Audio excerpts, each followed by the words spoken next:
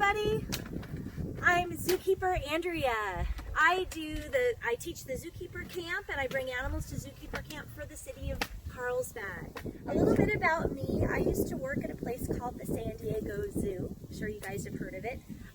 Any grown-ups out there, you might remember the Wild Animal Park. That's where I worked for 12 years. I had a number of jobs. I was an animal keeper, I was a teacher, an educator, I was also a behaviorist and a trainer. So I got to do a lot of different things and work with a lot of different animals. But for now, I thought we'd talk a little bit about my day, being a zookeeper, what I do every day and the animals that I get to take care of, and I thought you might want to meet some. So I've brought some right here close, so it doesn't take too much time for me to get them. So I'm going to go get my first animal. I'll be right back. Can you see him? This is a Tegu. You guys, his name is Titus. Let's zoom in and see if you can see his face. Check out that tongue, huh? What a great tongue. Titus is a Tegu, and he's a monitor lizard from Argentina. Now, he's actually a burrowing lizard. So unlike iguanas that would climb up in trees, he's going to burrow. He's going to use those front claws and dig gigantic tunnels all the way underground. And he's going to spend most of his time underground. And he's going to be searching for bugs and grubs and things that he can get on the ground or just above ground, even eggs and birds, maybe some rats and mice and things. I don't know if you can see him. He's got great camouflage right now. Do you see the spots all over his body? Act as great camouflage. Right here you can see the sun casting its shadows right through the trees here. So it kind of, you can see how it would help him in the wild as well. So Titus has a great big long tongue, which you can see. And it's a very, very important part for him. What is that tongue going to do besides blow you kisses? It's going to act as a way for him to explore his environment.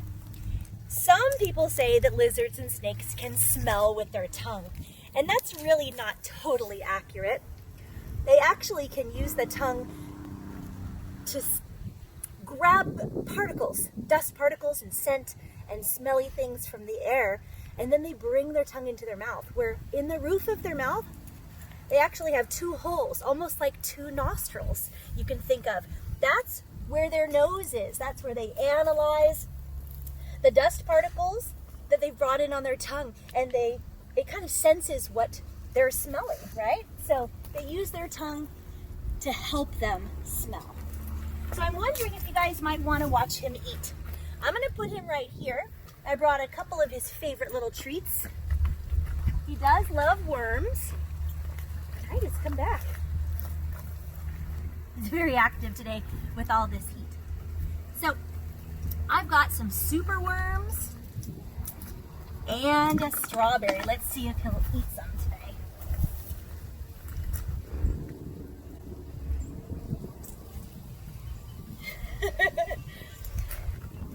So as a zookeeper, part of my job is to make sure that I'm going to provide him with the same nutrition that he would get in the wild, right? So I want to give him a wide variety of food because he would find lots of different kinds of things to eat in the wilds of Argentina. Look at him, he took that whole strawberry. Good job, Titus. Good job. Meanwhile, all the worms are gone. So, in an average day, I would give him maybe a rat or a couple of small mice. And then in a couple of days, I would give him a bunch of bugs. And then maybe I would give him kind of like a mixture of ground turkey with a raw egg and some worms and some fruit. He loves berries. As you can see, he likes strawberries and blueberries and blackberries. Do you want this worm? We lost the other ones, didn't we? Where did they go? Can you see it there? Oh, guess he's not interested in the worms. All right, guys. Well, I'm going to let Titus get back to his house. This, my friends, is Ginger. And Ginger is an albino, red-tailed, Colombian boa constrictor. Isn't she gorgeous? Now, she has an interesting story. She was found in the front seat of someone's car. She was abandoned.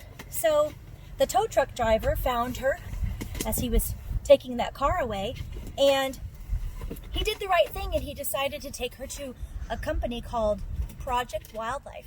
Project Wildlife does rescue, rehab, and release. But unfortunately, she's not from here. So even though she was healthy and doing really well, they couldn't just release her into the canyons here in San Diego. So they said, you know what? She might make a really great animal for education programs because she's really calm. She doesn't mind being held. She's fairly used to it. So she came to live with me. They gave me the call and they said, hey, do you want an albino boa? And I said, of course, I would love an albino boa. And she's such a great ambassador for her species. So we can see a really, really cool snake and see how they move and see their scoots, these smooth scales on the belly that help them scoot around and slither. They also stick their tongue out, very much like the Tegu you just met. They also do the same thing. They're going to stick that tongue out to gather dust particles. And where do they put it? In their nose, which is at the roof of their mouth. So they keep doing this all day long. So as an educational facility, all of my animals are used for education programs. So they're all friendly, they're all nice, nothing's aggressive or mean, they're all friendly. And I can't wait to bring her for you guys to meet this summer. Hopefully we'll see you in person. Now I thought that we could also meet a mammal. You guys ready to see a soft fuzzy? Okay, you guys ready? This is Rufus, and he's a chinchilla. Is he the cutest thing you've ever seen? Oh my goodness. Now this is a nocturnal creature, so he kind of just woke up to come out and do this during the afternoon. In the wild, they live a very unusual life. Chinchillas are what scientists call crepuscular. Crepuscular means he's going to be more active at dawn and dusk, so when the sun is rising and when the sun is setting. Chinchillas live down in South America. They live way up high in the Andes Mountains, about 14,000 feet up, and their body is very small. They're mostly fur, and so they can squeeze into little tight spaces like cracks and crevices in the rocks in the caves. Now, what you can't see or feel from where you are is his soft coat. And I can tell you, though, that it is the softest thing in the world. In fact, chinchilla fur is the softest. And he kind of feels like your soft fleecy blanket that you love so much. He's very, very, very soft. Someday you'll get a chance to touch him, I promise. They have a very, very thick coat. They have 6 hairs for every follicle, where we just have one. So 60. So everywhere we have 1 hair, they have 60 hairs, 50 to 60 hairs. So that's a lot of hair in one little space where we usually have 1. So you'll also notice those big giant whiskers. Those whiskers are going to help him guide his way through those little cracks and crevices and rocks. What a cutie. He's in the rodent family, so that means that his cousins are actually mice and rats and squirrels, guinea pigs, porcupines, things like that. They're all in the rodent family. Is that the cutest rat you've ever seen? I certainly think so. Look at those ears. Do you see freckles on the back of his ears? He even has a little birthmark right there. Rufus here is about 6 or 7 years old, and they usually live. Oh, is that a big yawn? He just yawned for all of you. He's tired. I just woke you up. It's the middle of the night, huh? They usually live around 10 to 12 years. Oh, I heard something over there, huh? great sense of hearing. They can hear up to a mile away, so he's very sensitive to those sounds. So it's quite hot out here today, so I'm going to make sure that he makes it back inside where it's nice and cool. So I wanted to talk to you about diets, or the food for the animals. So we make different things for different animals, right? Not everybody eats the same thing. So let's take the chinchilla that you just met. So chinchillas are herbivores. So I'm sure you guys remember what is an herbivore. Herbivores eat nothing but plants, that's right. So a plant eater, like a chinchilla, a rodent, they like to chew on lots of things and file down their two front teeth that are very sharp. So we give them hay, they like grasses and flowers and things in the wild. Here at Critter Encounters, we give them lots of hay, lots of little pellets, lots of things to chew on. But in Rufus's bowl here, you'll see he loves corn on the cob. This is one of his favorite things. He actually gets a little piece of carrot, a grape, a piece of mango, a little sugar snap pea, and a little slice of banana. That might be a little too much fruit, but I think he likes it. I typically give him 2 pieces of fruit, but today's a special day because he's on TV and he worked really hard at his job, so I'm going to give him a little extra treat. Now, if we want to look at omnivores and carnivores, I've got those too. And so, am I going to feed a carnivore carrots and apples and grapes? No. So, let's take a look at this diet, okay? Let's try to figure out who this might be for. Look what's in here, you guys. We've got carrots, we've got sugar snap pea, we've got lettuce, some blueberries. So we know they like veggies and some fruit. There's a little mango and grape and banana. But look, we've got worms. These are mealworms. Oh, it's alive. Do you think this is an herbivore? Probably not. This is more of an omnivore. Remember, omnivores eat everything. They eat meat and plants. So in this diet, we've got the meat and the plants. So what's the meat? We've got worms. We have dog kibble. I'm giving you a clue. Dog kibble. We've got dog food in the dog family, rolled up into little meatballs. What's this? Oh, it's a little mouse. Sorry, guys. This animal would eat all of these things in the wild. So it's really important that Critter Encounters makes them the same diet, or very similar to what they would find in the wild, right? So they would eat a little baby mouse. And that's why I'm going to feed him a little baby mouse here too. This is a diet for my fennec fox. It's too hot and he's really, really sleepy right now because they're nocturnal. So I'm going to bring him to show you, hopefully this summer at zookeeper camp, okay? But this is the diet for a fennec fox, an omnivore. Now, fennec foxes have great big ears, and so they use those big ears to find and listen for their food underground, and then they dig to get it. So lots of bugs and things like that. All right, you guys, let's go down and feed a pig. So my day here begins early in the morning, where we have to make sure that all the animals that eat during the day get their food in the morning. And then later on in the afternoon, we feed all of the nocturnal animals. Make sure that their food is fresh for when they first wake up. And coming down here, we've got some baby goats and a baby pig. So I can't wait for you to get a chance to meet them. Our first little sweetie is Clementine, and she's a little Juliana pig. So let me go ahead and put these down. Let's see here.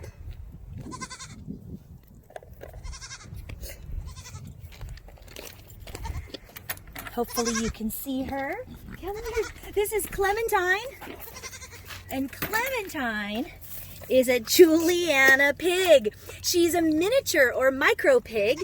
And at full size, she might get up to 50 pounds, maybe 60 at the most, but typically 40 to 50 pounds. Right now, she's 44 pounds. My little girl. She's about 10 months old, and I don't know if you can hear it or not. She's eating like a pig. You eat like a pig. So noisy. She wanted to say hello. She looked right into the camera. So what you might notice in this food bowl, if you can zoom in, you might see there's some corn, strawberries, carrots, lettuce, bananas. She eats the skin, you guys. The banana peel. Oh. What a messy, messy girl. Pigs are really, really clean animals, despite what people think about them. They think that they're very messy and dirty. It turns out that they do like to wallow in the mud, but that's to protect them from the heat, keeps them cool. Also, it helps with sunburn. It's like a sunscreen for them. So they can get all muddy, but then they'll kind of scrape their body up against the side here. You'll see like she can, it's kind of dirty right here, so she rubs all that mud off once it's dried, and it comes off like a dust, and it keeps her nice and clean. Now, a couple things that I have to do as a keeper is, of course, scoop poop. That is one of the things we have to do every day. I do have to work with a lot of pee and poo, but it's better for the animal to keep them in a safe, clean environment, right? So while she's eating that, I'm going to show you some of the tools that we use.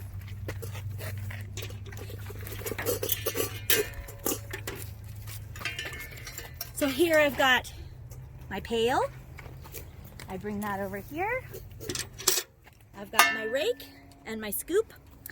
And you see, I get to come right over here and we're going to scoop some poop. This is every day because I don't want her walking around in her poop, right? That's gross and dirty, and she could get sick. So it's really important that we keep their houses clean every day. So scooping up her poop doesn't take too long. There's not too much. That's pretty good. Now you might think, what's another thing that we need to do as a zookeeper, right? We have to feed them every day. We have to make sure that their house is clean. What about fresh water, right? So we go over here to her little mud hole and her water bowl.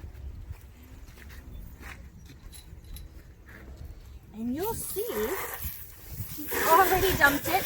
What a silly girl. So we fill up her water. And then we also fill up her mud hole. Her mud bath is over here. And this is where she gets to roll around and cool off and get that sunscreen mud all over her body. Super, super fun.